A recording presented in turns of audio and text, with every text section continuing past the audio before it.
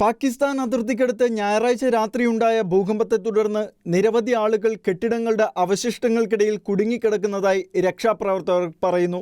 ദുരന്തബാധിത പ്രദേശങ്ങളിലെ റോഡ് മാർഗമുള്ള യാത്ര ദുഷ്കരമായതിനാൽ രണ്ടാം ദിവസവും വ്യോമമാർഗം തിരച്ചിൽ നടത്തുകയാണ്. അഫ്ഗാനിസ്ഥാനിൽ അടുത്ത നാളുകളിലുണ്ടായ ഏറ്റവും ശക്തമായ ഭൂകമ്പങ്ങളിൽ ഒന്നായിരുന്നു കഴിഞ്ഞ ദിവസമുണ്ടായത്. 2023 ഒക്ടോബറിൽ പടിഞ്ഞാറൻ അഫ്ഗാനിസ്ഥാനിലുണ്ടായ ഭൂകമ്പത്തിൽ 1500-ലേറെ പേർ കൊല്ലപ്പെട്ടിരുന്നു. കുനാർ പ്രവിശ്യയിലെ വിദൂര ഗ്രാമങ്ങളിൽ നിന്ന് രക്ഷപ്പെട്ടവരെ വ്യോമമാർഗം പുറത്തെത്തിച്ചതായാണ് വിവരം. ദുരന്തമുണ്ടായ സാഹചര്യത്തിൽ താലിബാൻ സർക്കാർ അന്താരാഷ്ട്ര സമൂഹത്തിന്റെ സഹായം അഭ്യർത്ഥിച്ചിരുന്നു. ഇന്ത്യ അടിയന്തരമായി മരുന്നുകളടക്കമുള്ള മാനുഷിക സഹായം നൽകി. ഐക്യരാഷ്ട്രസഭ അടിയന്തര ഫണ്ട് അനുവദിച്ചു. ഇംഗ്ലണ്ട് €1 മില്യൺ സഹായം വാഗ്ദാനം ചെയ്യുകയും ചെയ്ത് ദുരന്തത്തിലായ അഫ്ഗാനിസ്ഥാനെ ചേർത്ത് നിർത്തി. International desk, Shekena news.